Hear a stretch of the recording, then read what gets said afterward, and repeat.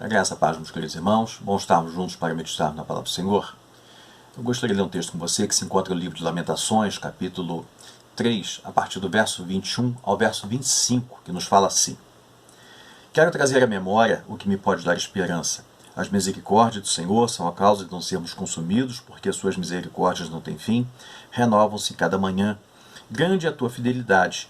A minha porção é o Senhor, diz a minha alma, portanto esperarei nele. Bom é o Senhor para os que esperam por ele, para a alma que o busca. O livro de Lamentações é um livro caótico, porque registra um estado deplorável que ficou a nação após a invasão de Nabucodonosor com a Babilônia. Durante muitos anos, o Senhor vinha levantando profetas para avisar a nação que ela estava em pecado, que ela precisava se retratar com o Senhor, porque as consequências seriam a destruição. 100 anos antes, o Senhor havia enviado o profeta Isaías, que profetizou, mas nem deu ouvidos à voz do Senhor. Durante 40 anos, o Senhor usa então o profeta Jeremias, mas os reis não davam ouvidos também ao que Jeremias profetizava. Eles muitas vezes pediam socorro às nações ao redor para os livrar dos seus inimigos, mas nunca se voltavam para o Senhor, se retratando com Deus, tendo uma vida santa e repreensível, para ter o auxílio do Senhor, para ter o socorro do Senhor para com eles. No entanto, à medida que o povo foi se afastando, o Senhor foi enviando profetas e anunciando. Abacuque foi um deles. Abacuque ora, Abacuque busca o Senhor e pede que o Senhor avive o seu povo, que o avivamento acontecesse no meio do teu povo, no meio do povo. E no momento que Abacuque ora, o Senhor responde a Abacuque e diz: Abacuque, eu ouvi sua oração, eu estou enviando os caldeus. Então, quando Abacuque ouve essa resposta de Deus, ele fica angustiado, porque ele diz: então o povo vai ser destruído. Mas o Senhor fala para Abacuque: mas o justo viverá da fé. Ou seja, vai haver um remanescente fiel.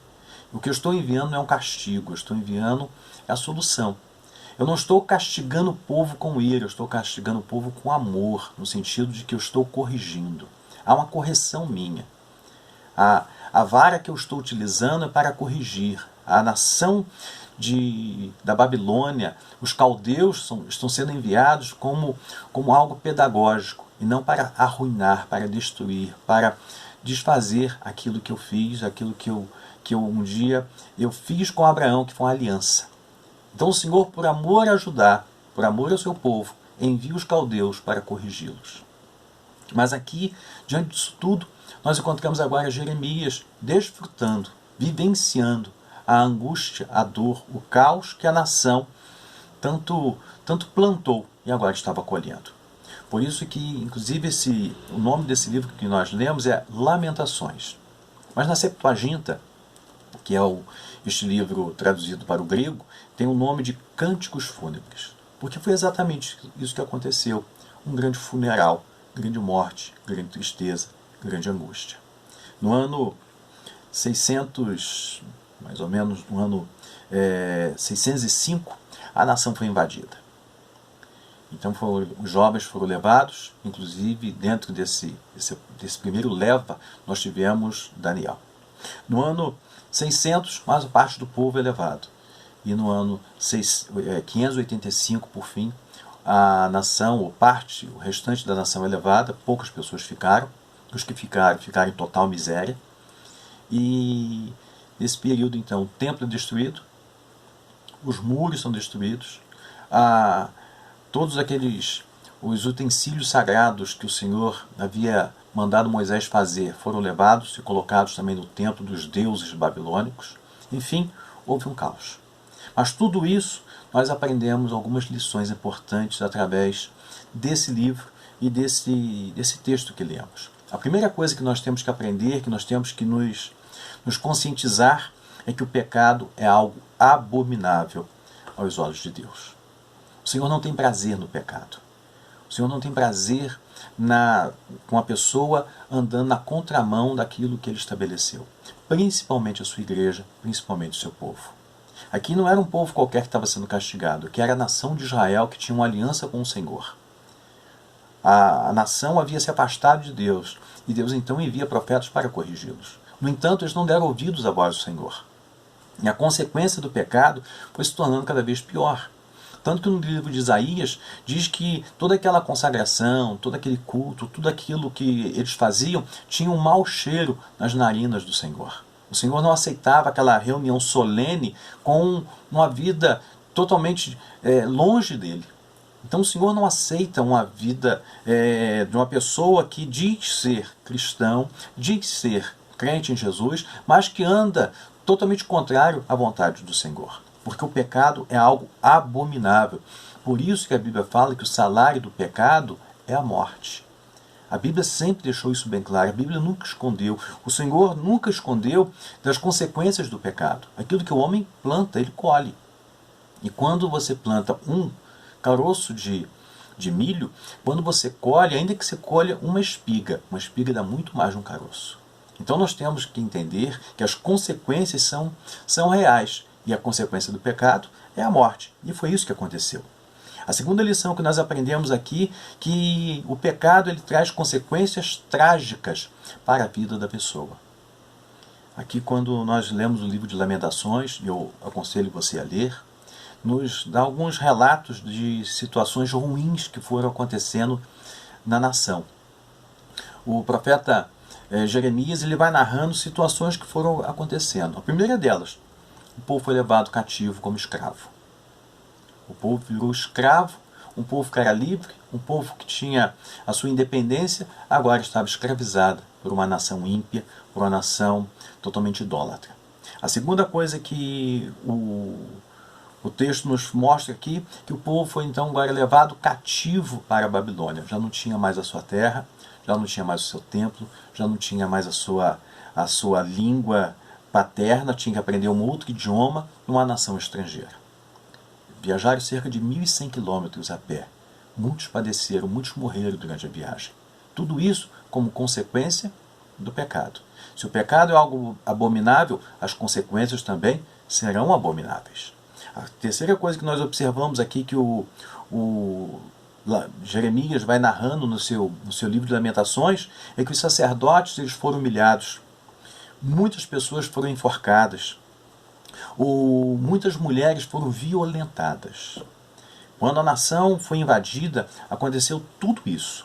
A Bíblia fala também que Nabucodonosor, ele não só leva os utensílios, mas posteriormente o seu filho utiliza desses utensílios sagrados do Senhor para uma orgia. Olha só que situação que se encontrou o povo e inclusive as coisas consagradas ao Senhor como foram mal utilizadas por uma nação ímpia. Mas tudo aconteceu porque o povo havia se afastado do Senhor. Uma outra coisa que o texto também nos fala, que os muros foram destruídos, ou seja, a nação deixou de ter a segurança. O templo foi destruído, já não havia mais um referencial da presença de Deus ali naquele lugar. Mas isso já tinha acontecido muito antes no coração daquelas pessoas. Uma outra coisa que o texto nos fala, que muitos velhos foram humilhados, os moços foram assassinados. E o pior, eu creio de tudo isso, foi que muitas mulheres, para saciar as suas fomes, ou saciar a fome, mataram os próprios filhos para comerem. Diante da fome, diante da calamidade, diante da tragédia, muitas mulheres perderam o controle de tudo, mataram os próprios filhos para comer. O canibalismo se tornou real naquela nação. E o povo, por sua vez, havia totalmente se afastado de Deus, apesar de tudo isso. Então as consequências do pecado são inevitáveis. Agora é interessante que no Evangelho de João, capítulo 3, verso 19 e 20, Jesus diz assim: o julgamento é este, que a luz veio ao mundo, e os homens amaram mais as trevas do que a luz, porque as suas obras eram más. Pois todo aquele que pratica o mal aborrece a luz, e não se chega para a luz, a fim de não serem arguidos as suas obras. Aqui a Bíblia fala, e Jesus deixa bem claro, que o próprio luz veio ao mundo, que era o Senhor Jesus. Mas os homens amaram mais as trevas do que a luz, e ficaram nas trevas. Então, diante disso tudo, nós temos visto a consequência do mal acontecendo. Tudo isso que está ocorrendo hoje no nosso mundo, a situação ao nosso redor caótica, esse vírus que tem destruído a vida de tantas pessoas, levado à falência tantas pessoas, muitas pessoas perdendo seus empregos, muitas pessoas hoje sem esperança, tudo isso é consequência de pecado. Porque se a nação se voltar para o Senhor, se o povo que chama pelo nome do Senhor se arrepender-se e buscar com seu coração totalmente rendido a Ele, você pode ter certeza, tudo isso será sanado, o mal será eliminado, mas isso parte da igreja tomar um posicionamento diante do Senhor. Nós temos vivido um evangelho muito descompromissado, um evangelho onde poucos são aqueles que têm um compromisso real com o Senhor. A maioria, infelizmente, diante daquilo que nós temos visto, estão longe, confessam o Senhor com os lábios, mas nos seus corações estão afastados do Senhor.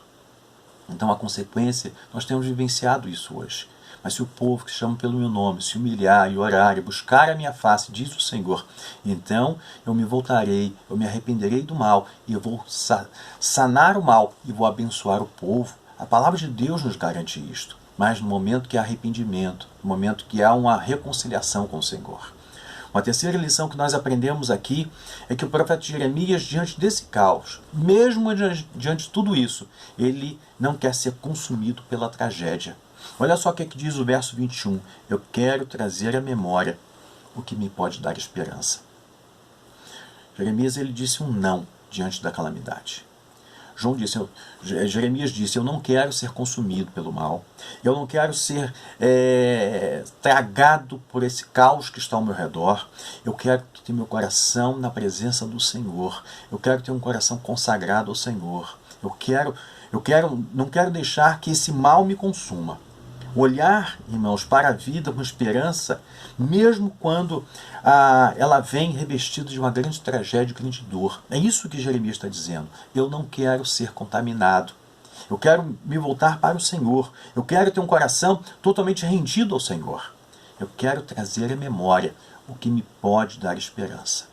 Como diz lá o apóstolo Paulo em Filipenses, no capítulo 3, do verso 13 e 14, ele diz assim, esquecendo-me das coisas que para trás ficam, avançando para as que diante de mim estão, prossigo para o alvo, para o prêmio da soberana vocação de Deus em Cristo Jesus. Esquecendo-me das coisas que para trás ficam, eu avanço para o alvo. Nós não podemos parar diante da calamidade, diante da tragédia. Nós temos que buscar do Senhor a solução, nós temos que buscar de Deus um conforto e o consolo para esse momento de grande calamidade, grande tragédia que nós estamos enfrentando. Inclusive, por que não dizer nosso Brasil?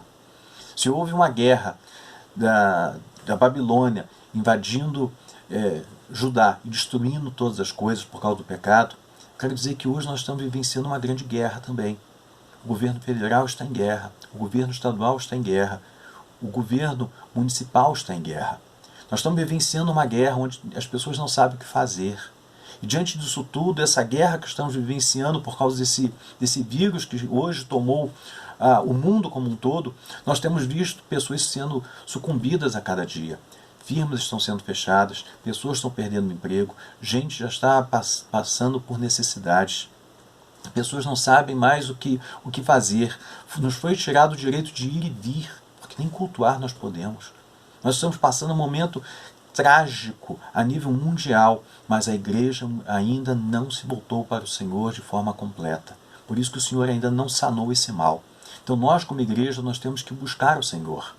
Mas você que pertence ao Senhor, você que busca o Senhor, você que foi até mesmo atingido por causa desse mal que hoje está ao nosso redor, é hora de nós pararmos e fazermos como Jeremias. Eu quero trazer à memória o que me pode dar esperança. E a primeira coisa que Jeremias faz aqui, quando ele diz isso, ele quer trazer à memória a misericórdia do Senhor. Porque ele diz, a misericórdia do Senhor são a causa de nós não sermos consumidos, porque a sua misericórdia se renova a cada manhã.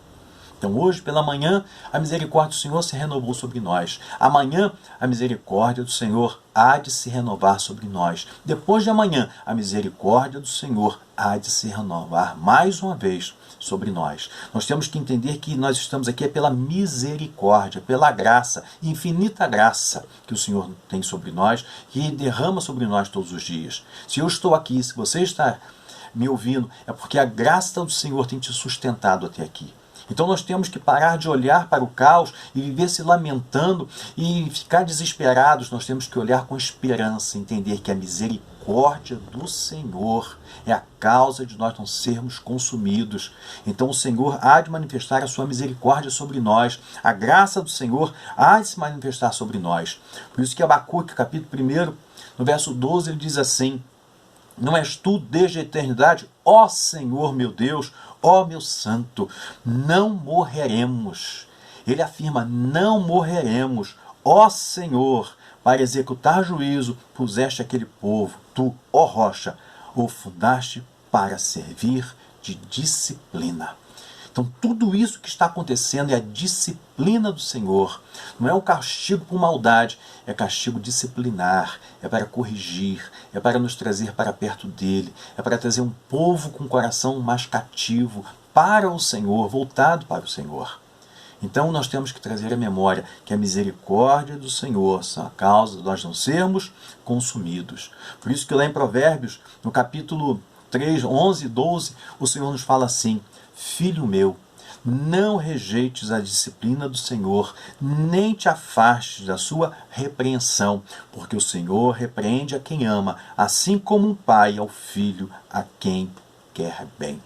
O Senhor nos corrige, o Senhor nos trata com carinho, porque a sua misericórdia se renova sobre nós a cada manhã. Ainda que venha o castigo, não é um castigo para destruição, é uma disciplina para correção, para nos trazer para perto dele, para fazer com que tenhamos o prazer de estar na presença do Senhor. Por isso que lá em Romanos capítulo 5, verso 7, verso 8, o apóstolo Paulo diz assim: dificilmente alguém morreria por um justo, mas poderá ser que pelo bom alguém se anime a morrer. Mas a prova do seu próprio amor para conosco, pelo fato de ter Cristo morrido por nós, sendo nós ainda pecadores. A misericórdia de Deus é tão grande que enviou seu Filho para morrer por você e por mim na cruz do Calvário, para que hoje o castigo que nos traz a paz estivesse sobre Jesus Cristo e hoje pudéssemos nos aproximar do Senhor. Por isso que nós estamos aqui, pela misericórdia de Deus. Misericórdia. Conta uma história que Napoleão Bonaparte tinha o seu exército, e diante do seu exército, uma vez eles estavam acampados, e um jovem então que estava responsável por tomar conta naquela noite, ou parte daquela noite, ficar como vigia, ele acabou dormindo. E diante disto ele foi condenado à morte, foi condenado a morrer enforcado. E a mãe então desse jovem chega para Napoleão e pede: Senhor, tenha misericórdia do meu filho, tenha misericórdia do meu filho, tenha misericórdia do meu filho. Napoleão então olha para aquela mulher e diz: minha senhora, o seu filho colocou em risco todo o meu exército. O seu filho merece ser enforcado, seu filho merece a morte. Então aquela mulher olha para Napoleão e diz: é verdade, meu filho merece a morte, meu filho colocou em risco todo o seu exército, por isso que eu estou lhe pedindo misericórdia. E sabe o que ela alcançou? A misericórdia de Napoleão. Napoleão não matou aquele menino. Então quero dizer para você que a misericórdia do Senhor são a causa de nós não sermos consumidos, porque ela se renova a cada manhã. E se nós estamos aqui, é pela misericórdia e graça de Deus somente. A segunda coisa que nós temos que entender, a segunda coisa que nós temos que trazer à memória é que o Senhor é fiel. O Senhor havia feito uma aliança com Abraão, com Isaac e Jacó. E diante dessa aliança o Senhor disse que iria cumprir a sua aliança. Tanto que Gênesis 12, 1 e 3 diz: ora, disse o Senhor a Abraão: sai da tua terra e da tua parentela e da casa do teu pai e vai para uma terra que te mostrarei. E de ti farei uma grande nação, te abençoarei e te engrandecerei o nome. Sê tu uma bênção. Abençoarei os que te abençoarem e amaldiçoarei os que te amaldiçoarem. Em ti serão benditas todas as famílias da terra. O Senhor fez uma aliança com Moisés. Aliás, fez uma aliança com Abraão, renovou essa aliança com Moisés. E essa aliança renovada perdurou até o período que o povo tinha sido levado cativo. A aliança não foi quebrada. O Senhor estava corrigindo a nação, mas não estava rompendo com a sua aliança. Tanto que ele disse que 70 anos depois o povo iria retornar para a sua nação. Mas com o coração moldado, com o coração transformado, com o coração abençoado pelo Senhor. Então o Senhor é aquele que é o Senhor da aliança. Por isso que quando Jesus ele está ceando com seus apóstolos, naquela noite que seria levado cativo e preso e ser pendurado na cruz do Calvário, pagando um alto preço por nós. Naquele momento da ceia, diz o texto, lá em Lucas 22:20, semelhantemente, depois de cear, tomou o cálice, dizendo: este cálice da nova aliança do meu sangue, derramado em favor de vós. Nós temos uma aliança com o nosso Senhor Jesus Cristo. Jesus Cristo tem uma aliança conosco e Ele cumpre as suas promessas. E Ele disse que estaria conosco todos os dias até a consumação do século. Por isso que no Salmo 23 diz: ainda que eu ande pelo vale da sombra da morte, eu não temerei mal nenhum, porque Tu estás comigo. A palavra do Senhor, ela se cumpre na nossa vida, porque nós temos um Deus da aliança, que Ele cumpre a aliança, Ele cumpre o que promete. Se formos fiéis, Ele continua fiel. E se formos infiéis, Ele continua fiel, porque Ele não pode mudar o seu caráter, porque isso faz parte dele. Como diz lá em 2 Timóteo capítulo 2, verso 13. A terceira coisa que nós temos que aprender aqui, que nós temos que trazer à memória, que a verdadeira herança é a presença do Senhor conosco para todo sempre. A verdadeira herança do crente não são os bens materiais que nós adquirimos nesta vida. A verdadeira herança do crente é a vida eterna na presença do Senhor. A verdadeira herança que temos é a graça do Senhor sendo derramada em nossos corações todos os dias, porque os bens materiais acabam.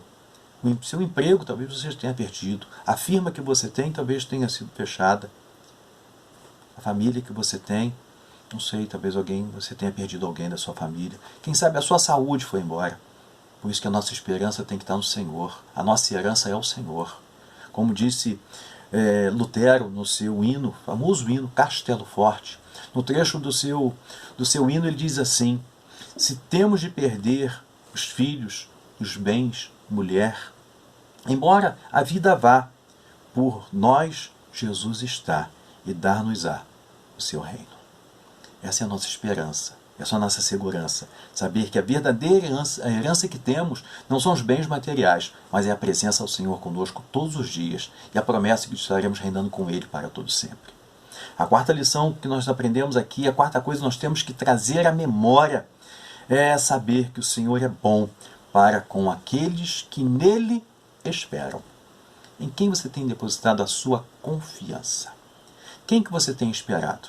Você está esperando que o governo federal resolva essa calamidade a nível nacional? Você espera que o governo estadual resolva tudo isso? Você espera que o governo municipal resolva tudo isso? Eles podem até resolver, se o Senhor intervir, se o Senhor agir, se o Senhor permitir. Por isso que a nossa confiança tem que estar em Deus e não nos homens. Nós oramos pelo presidente, nós oramos pelos nossos governadores, nós oramos pelos aqueles que têm a responsabilidade no nosso município, mas nós temos que orar, acima de tudo, para que a misericórdia do Senhor seja derramada, porque a nossa confiança, a nossa esperança, a nossa fé só pode estar firmada no Senhor. Por isso que o texto diz: bom é para aqueles que esperam no Senhor. É no Senhor que nós temos que esperar.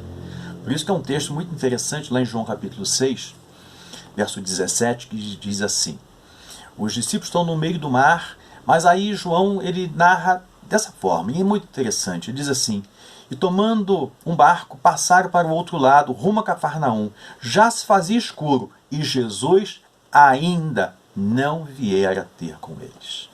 Ainda. Essa é uma palavra de esperança. Se tem uma palavra de esperança nesse texto, é o ainda. Eles aguardavam Jesus, eles esperavam Jesus. E nós, da mesma forma, temos que estar aguardando no Senhor a solução para os nossos problemas, a solução para o caos que está nos batendo na porta, o caos que hoje assola o mundo. A solução está em Deus. A quinta coisa que nós temos que aprender aqui, que nós temos que trazer à memória, que o nosso Deus é um Deus salvador. A salvação que Jesus veio dar, irmãos, guarde essa palavra, não é para irmos para o céu, é para termos prazer na presença dele. Porque o céu todo mundo quer ir. Você pode perguntar para qualquer pessoa: você quer ir para o céu? Se não for um ateu, certamente vai dizer: eu quero. Só que ir para o céu é diferente de andar com Deus aqui na terra. Porque muitos desses que querem ir para o céu não querem compromisso com ele aqui. Agora você imagine, pensa comigo. A pessoa quer ir para o céu, mas não tem prazer nenhum de estar com Deus nesta terra. O céu vai ser um inferno para a vida dessa pessoa. O céu vai ser um lugar horrível para essa pessoa. Porque se a pessoa não tem prazer em Deus aqui na terra, como terá prazer em Deus no céu, na eternidade? Vai ser um caos. Por isso que a salvação que Jesus veio nos dar é a libertação do pecado, é o prazer de estar na presença dele. Ele veio nos trazer a ressurreição e nos trazer a alegria de estar na presença do nosso Deus, da sua companhia, de andar com ele, de falar com ele, de viver o verdadeiro evangelho com alegria, com paz. Essa é a salvação maior. O ir para o céu é uma consequência desse nosso andar com ele, do prazer que já temos com ele. Por isso que nós temos que entender que o Senhor é aquele que temos que buscá-lo em todo o tempo. Por isso que uns confiam em carros, outros confiam em cavalos, como diz o salmista, mas nós fazemos menção do nome do Senhor, porque Ele é a nossa segurança, Ele é a nossa esperança, Ele é a razão de todas as coisas. Em sexto lugar, a esperança que devemos ter e que devemos trazer à memória é que nós devemos ser pessoas humildes. Nós temos que botar a nossa boca no pó. Aqui está falando de ter um coração humilhado, reconhecer a nossa pequenez, reconhecer que somos falhos, reconhecer que carecemos da misericórdia e graça do Senhor todos os dias. Essa é a diferença, irmãos. A Bíblia fala que Ele exalta aquele que se humilha, mas Ele abate o soberbo. E nós, como igreja, nós temos que ter um coração humilde, um coração voltado para o Senhor. Aí o Senhor há de nos abençoar, há de nos fortalecer e há de trazer ao nosso coração a esperança e a alegria de estar na presença dEle com um coração humilde. Por isso que a Bíblia fala que nós temos que ter um coração como o coração de Jesus. E Jesus nos ensinou: e aprendei de mim, que sou manso e humilde de coração. E a sétimo e último lugar, nós temos que trazer à memória que o Senhor, Ele tem uma ira, mas a sua ira, ela não dura para sempre. Há um momento que ela acaba, há um momento que ela finda, há um momento que a misericórdia do Senhor se renova com mais abundância sobre o nosso coração, sobre a nossa vida.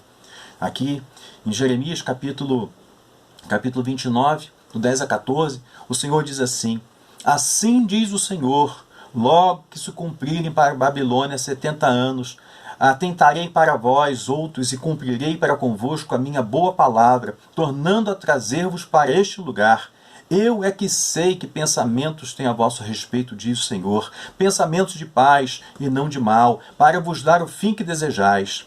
Então me invocareis e passareis a orar a mim, e eu vos ouvireis, buscar-me-eis e me achareis, quando me buscardes de todo o vosso coração. Sereis achado de vós, diz o Senhor, e farei mudar a vossa sorte. Congregar-vos-ei de todas as nações, de todos os lugares, para onde vos lancei, diz o Senhor, e tornarei a trazer-vos ao lugar de onde vos mandei para o exílio. Ou seja, há um momento que a ira do Senhor vai acabar e o Senhor vai renovar, restaurar, avivar o seu povo. E essa é a nossa esperança. Nós estamos vivenciando um momento de caos, um momento de tragédia, um momento de tristeza, gente sucumbindo diante de uma doença, gente morrendo, gente fechando suas firmas, gente perdendo o emprego, gente sem esperança. Mas a nossa confiança tem que estar no Senhor. Eu quero trazer à memória aquilo que pode dar esperança. E a minha esperança é que o Senhor há de se voltar para nós e trazer um grande avivamento ao nosso coração, um grande avivamento à sua igreja e um grande renovo espiritual para o seu povo. Por isso que nós, como igreja, temos que estar firmados no Senhor. Traga à memória o que pode trazer esperança, que a misericórdia do Senhor são a causa de nós não sermos consumidos.